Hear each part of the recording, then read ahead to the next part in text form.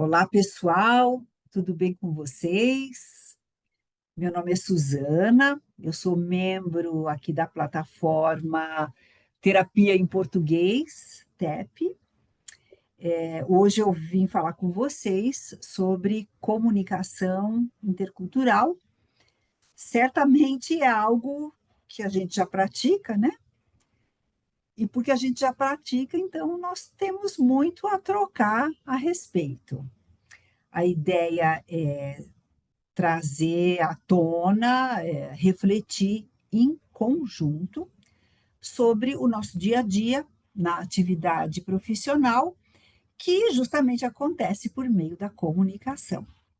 Eu começo me apresentando, eu sou conhecida como Suzana Bandeira, e como diz Fernando Pessoa, eu sou múltipla.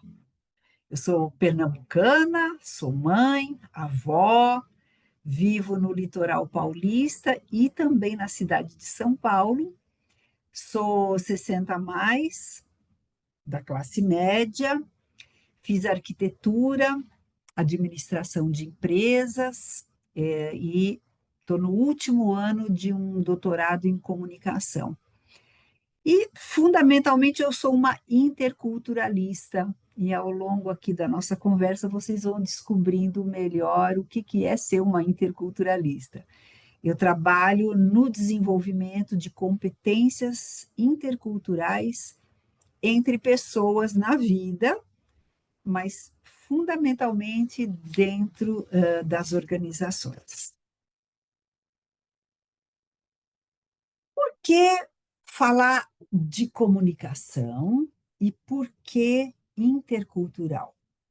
Bom, a Eve recentemente gravou uma fala, né, sobre acolhimento. E ela nos disse que acolher tem a ver de receber. Receber os terapeutas aqui na TEP, que por sua vez vão receber, acolher aqueles falantes de português espalhados pelo mundo e que por diversos motivos precisam de interlocução, de apoio, de trocas. E, puxa vida, uma das barreiras para a interlocução, que é a língua, para nós aqui será um facilitador, porque a língua portuguesa é e será o nosso ponto de apoio. Sendo língua um marcador social e cultural, vai ser por meio dela que nós vamos poder fazer casa, fazer lugar comum, fazer uma nossa pátria ambulante para os nossos acolhidos, como disse a Camila, citando também o poeta Pessoa. Porém, a língua, que é um código, é também apenas uma das formas pelas quais nos expressamos. Na verdade, né, nós sabemos, a linguagem ela abrange várias formas de expressão, incluindo o silêncio, ou as artes como a dança, o canto, a pintura, a literatura e tantas outras. Portanto, a nossa comunicação ela pode se valer de muitas outras formas de linguagem, mas a nossa comunicação também depende de outros fatores e fatores sociais. Gente, são tantos elementos em jogo que exigem de nós uma certa competência, né? Uma certa habilidade para acolher e interagir com quem venha ao nosso encontro. Por isso, eu vou desenvolver essa ideia de competência intercultural, que, na verdade, é a alma do ato comunicativo, efetivo, essencial à construção dos relacionamentos, dos vínculos que a gente quer levantar entre nós, terapeutas, acolhedores e com os nossos acolhidos.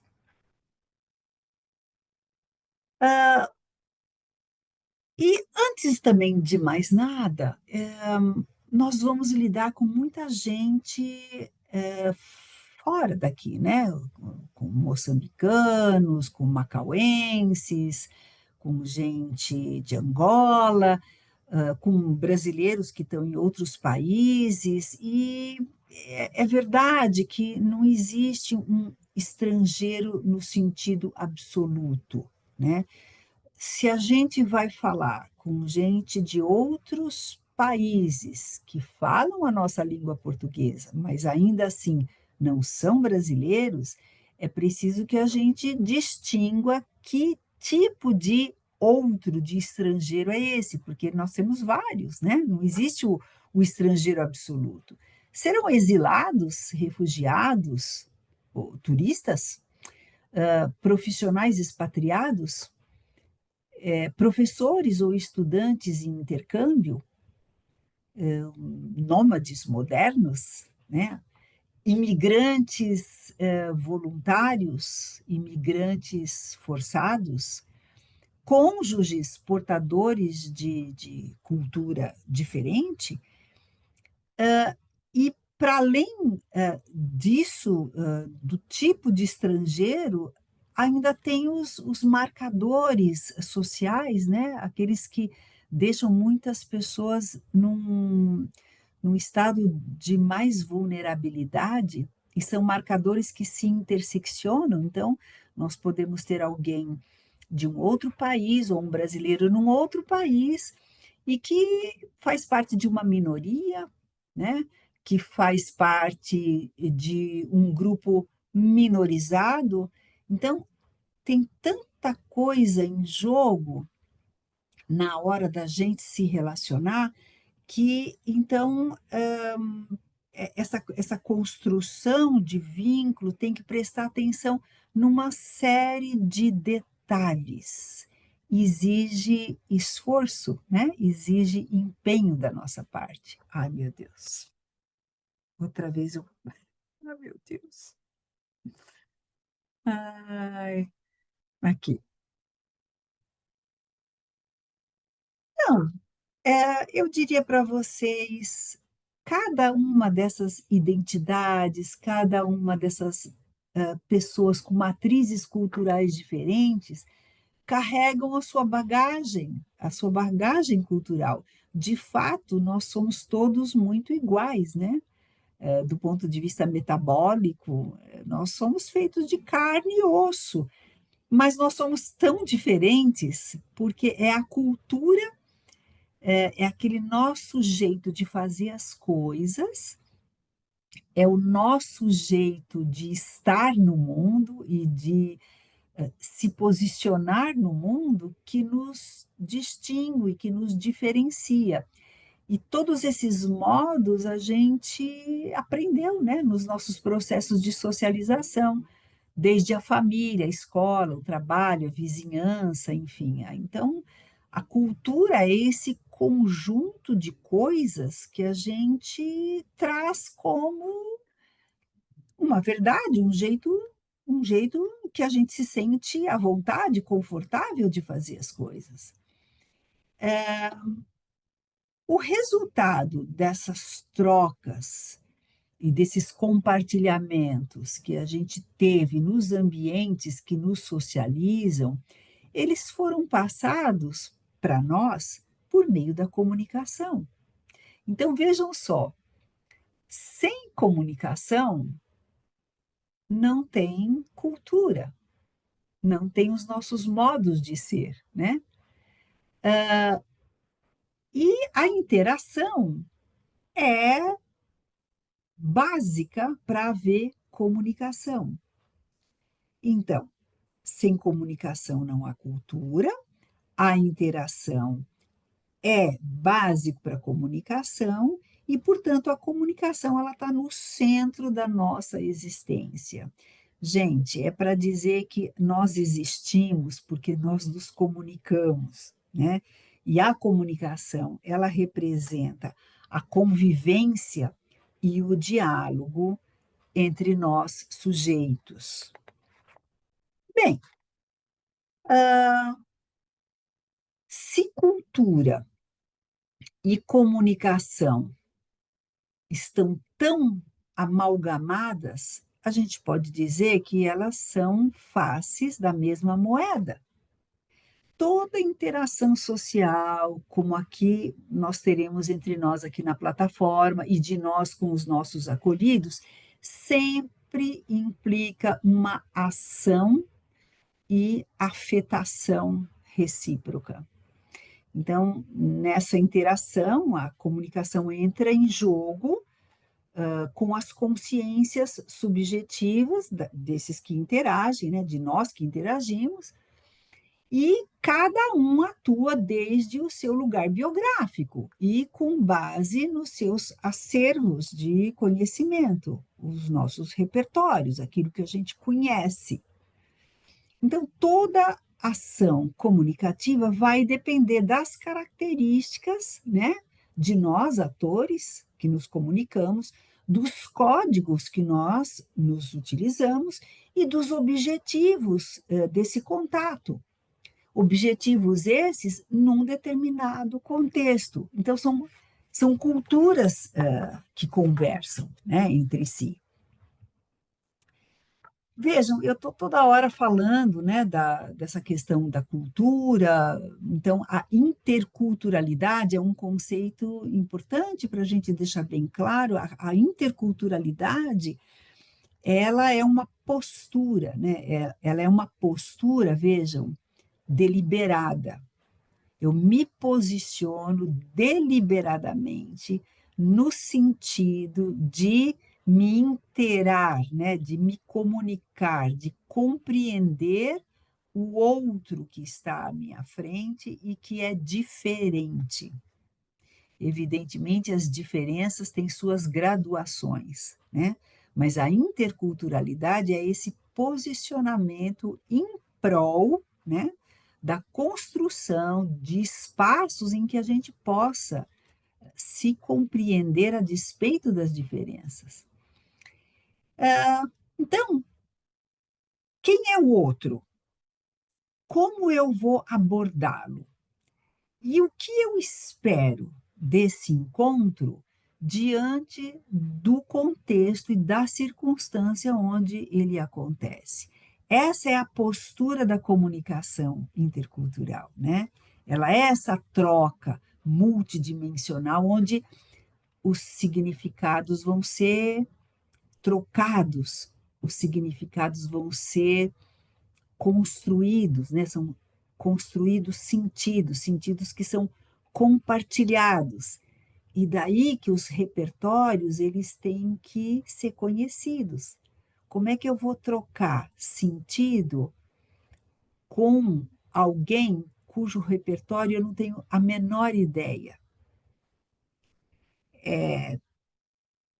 Precisa de um certo esforço e precisa de vontade, né? Eu preciso desejar, eu preciso, por isso que é deliberado, eu preciso querer esse conhecimento. Então, vejam que a comunicação e a interculturalidade, de fato, são uma relação indissolúvel. Se todos nós somos portadores de cultura e todos nós somos diferentes por conta dessa cultura, nós estamos a todo momento tendo uma comunicação que ela é intercultural, porque ela é entre repertórios, né? Ela é entre bagagens. Então, é uma relação indissolúvel, cultura e interculturalidade. De fato, eu diria para vocês que comunicação intercultural é quase uma redundância. Quando eu falo em comunicação, ela é necessariamente intercultural, né? Bom, então, toda comunicação, ela se dá, diante do diferente, daquilo que é novo, daquilo que não é o que eu carrego, E há um esforço, né, de minha parte, de nossa parte, no sentido de acessar esse outro, de tocá-lo, de afetá-lo e também estar aberto para ser tocada, para ser afetada. Nesse sentido, a comunicação intercultural ela é transformadora, porque todo esse trabalho que a gente tem no sentido de abordar o outro, buscando compreender, ele faz a gente sair do nosso lugar. A gente tem que ser criativo, a gente tem que adaptar os nossos estilos, a gente tem que ser flexível. Então, não sendo assim, eh, não agindo dessa forma, em termos de abertura, o que a gente vai ter na nossa frente são choques. O choque cultural por si só, ele não é um problema, a gente tem choque, ele é inevitável, né. O que a gente pode evitar é o confronto, é a agressão, é a violência por conta de, interpretações distintas da realidade, crenças distintas, modos de fazer distintos, sejam motivo para a guerra, sejam motivo para o confronto. O diálogo, né, o diálogo de 2, com as diferenças culturais, ele é um diálogo em que se pressupõe uma vontade, um interesse em compreender quais são essas diferenças, de onde elas partem e como é que eu avanço considerando as diferenças. A diferença não necessariamente é motivo sine qua non para conflito, absolutamente. O choque cultural, o conflito, ele é inerente à à comunicação, neste processo em que você sai do lugar para tentar resolvê-lo. O objetivo vai ser sempre reduzir o mal-entendido. Repito, o mal-entendido, ele faz parte da comunicação intercultural. Ele, vamos dizer assim, é inevitável. Agora, a gente tem que, prestar atenção em alguns pontos. Por exemplo, conhecimento da própria cultura. Eu digo conhecimento da própria cultura e a gente fala: "Bom, mas é claro, a minha cultura eu conheço". Não, a gente não conhece. Quer dizer, a gente aperta o piloto automático, a gente não pensa muito, sobre uma série de coisas que a gente faz ou que a gente pensa, porque isso foi o meio pelo qual nós nos tornamos quem a gente é. É diante do diferente do outro, né, do estrangeiro, no sentido daquilo que é estranho, de que não é que a gente percebe como a gente é. A gente precisa sair de dentro da gente para poder olhar a gente. Então, vamos pensar, reconhecer que o jeito como a gente faz as coisas, como a gente é, o que a gente acredita, impacta no nosso ato comunicativo. Então, a gente tem que se conscientizar sobre a nossa cultura, que a gente tem um jeito, e sobre a cultura do outro, a cultura alheia. E, com isso, evitar generalizações estereotipantes. Generalizar, às vezes, é necessário, mas a gente tem que tomar muito cuidado com o estereótipo que leva ao preconceito, achando que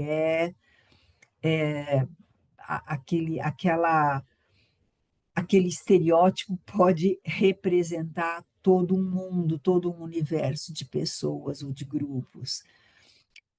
A gente precisa adotar uma atitude aberta à mudança, aberta a sair do lugar, né. E imaginar, fazer de um jeito que a gente talvez nunca tenha feito, mas não vai matar ninguém, né, sair do lugar, ver uma outra maneira de lidar, de manejar com o diferente. E assim a gente se flexibiliza, né, a gente se ajusta, tudo para manter o ato comunicativo vivo, né, para que ele resulte em algo efetivo, para aquilo que a gente quer, para os nossos objetivos. No nosso caso, é de acolher, e no caso daqueles que a gente está acolhendo, é viver a sua vida, principalmente num país estrangeiro, né, ou diante de, agrupamentos multiculturais, numa companhia, por exemplo, numa expatriação, numa imigração. Bom, então toda essa consciência de um objetivo comum é para compreensão. Então aqui praticamente eu vou repetir, vamos buscar estratégias para lidar com os obstáculos, vamos buscar uma atitude, permanente mesmo, de negociação. A ideia é a gente chegar em acordes, né, que nem na música, aqueles acordes que soam tão bonitos, são notas distintas, né, cada uma delas tem a sua individualidade, mas elas juntas fazem um som que é único, porque elas combinam. E depois elas vão se formar com outras notas, outros acordes. Então, o importante é buscar esse acordo, mesmo que ele seja provisório, né. Então, essas variáveis, para a gente operacionalizar a nossa comunicação, tem a ver com essa tríade, né, principalmente com essa tríade: linguagem, né, os códigos, os verbais, os não verbais, enfim, todas aquelas formas de linguagem que eu mencionei logo no início, o padrão de pensamento, ou seja, como é que a gente interpreta a realidade, como é que a gente interpreta as coisas da vida, do mundo, e acho que dentre a tríade, a que é mais desafiadora são essas concepções do que é o certo, do que é o errado, essas nossas crenças, que parecem verdades absolutas e que a gente vai vendo na vida, no dia a dia, que não, que tem outro jeito de interpretar o mundo, tem outros padrões de pensamento. Essas são as variáveis com as quais a gente vai ter interface e vai ter que saber manejar. Eu queria materializar um pouco disso que a gente está falando até agora, muito no conceito, né. Vamos ver um exemplo no ambiente organizacional. Eu quero opa! Antes de tocar, deixa eu apresentar. Vocês vão ouvir uma executiva de 42 anos, deixa eu pegar aqui a ficha dela. Ela é diretora de uma divisão de negócios numa multinacional alemã, nos Estados Unidos. Ela é brasileira, ela está fora do Brasil há 18 anos. E vamos ver, o que que ela nos diz como um exemplo do que a gente está conversando até agora. Uma coisa também que para mim é difícil explicar. Eu fiquei na Alemanha, como eu disse, 10 anos quase. E quando eu recebi essa notícia que iria mudar para os Estados Unidos, então depois de todo esse tempo trabalhando na Alemanha, eu recebi o convite da minha chefe na época para ir almoçar, jantar com ela, o marido dela, eu e o meu marido. E isso foi uma coisa muito grande, ela chamar para jantar num restaurante num sábado. Isso foi como se fosse a minha festa de despedida, e foi a primeira vez que, depois de anos trabalhando com ela, eu fiz qualquer coisa fora do ambiente de trabalho. E foi muito simbólico e muito cerimonial, um restaurante muito chique, etc. Realmente para marcar uma data importante. Então demorou todo esse tempo para essa minha chefe me levar para esse nível de intimidade. E o interessante é que, chegando nos Estados Unidos, eu recebi uma ligação do meu chefe novo, que eu não conhecia, e a primeira coisa que ele me fala, chegando aqui, é: bom, quais são os seus planos para o sábado? Venha na minha casa conhecer minha família e vamos jantar juntos. E para mim foi uma grande surpresa, porque foi exatamente o oposto da Alemanha. Então, a primeira vez que eu encontrei o meu chefe nos Estados Unidos não foi nem no escritório. Na verdade, foi na casa dele, com toda a família dele, jantando, porque esse era o jeito dele de falar: seja bem-vinda a esse novo país, a essa nova cultura. A chefe alemã era outro, bem diferente desse norte-americano. Qual seria o nosso jeito brasileiro de dizer para um novo funcionário, um liderado nosso, de que ele é bem-vindo? Já aconteceu com vocês? Como é que vocês fariam? Também convidariam para ir na sua casa, né, junto com a sua família? Ou demorariam 10 anos para convidar para sair? Então, percebe? Não tem um jeito certo ou errado, né? Normal ou anormal. É só um jeito diferente. Então, a, a Erin Meyer, a professora Erin Meyer, ela é uma norte-americana, ela está em Paris, ela dá aula nessa escola de negócios em SEAD, maravilhosa, e ela é autora desse livro, o Mapa Cultural, né, The Culture Map. A Erin Meyer, ela é autora de um livro que é um livro que eu sigo bastante, né? Ele está aqui, inclusive aqui do meu ladinho. Ele é muito interessante porque as diferenças que ela coloca, as culturais, são relativas a 8 categorias, eu vou chamar de 8 dimensões, né? São 8 dimensões em que no local de trabalho, né, eu chamo no rame-rame do dia a dia do trabalho, essas 8 dimensões demonstram ser aquelas em que há muita nuance, muita diferença entre uma cultura e outra. Então, eu vou mostrar aqui para vocês, são essas dimensões aqui: a comunicação,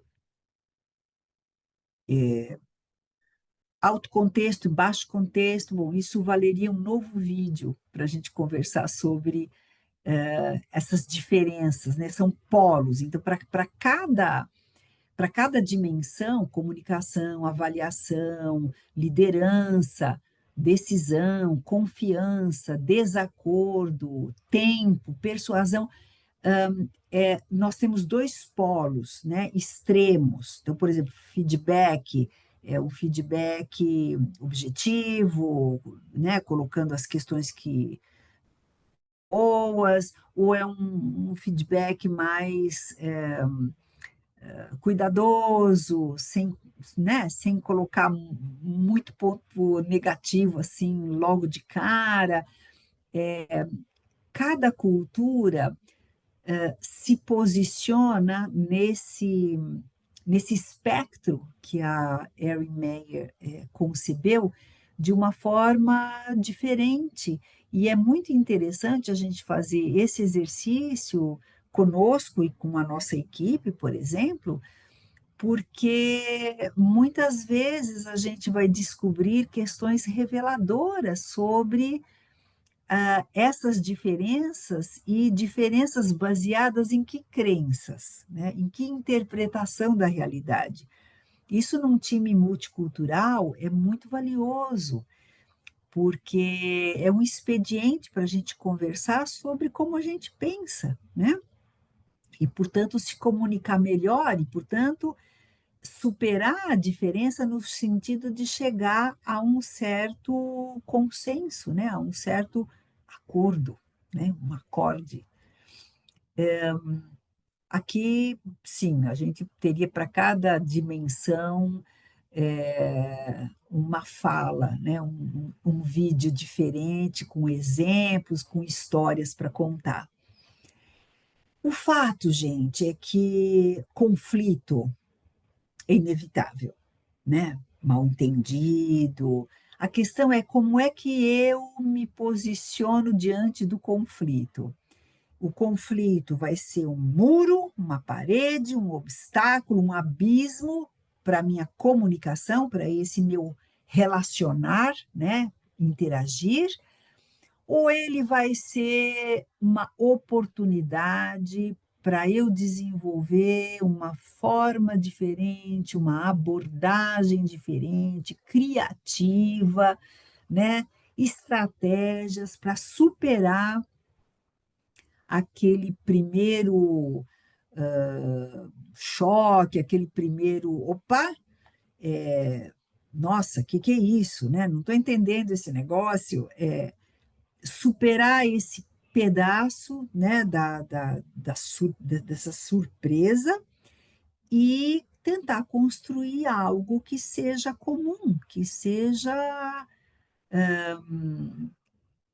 inteligível, que seja partilhado, que seja um sentido comum. A comunicação é isso, é essa transformação, né. É algo novo, diferente do que era antes.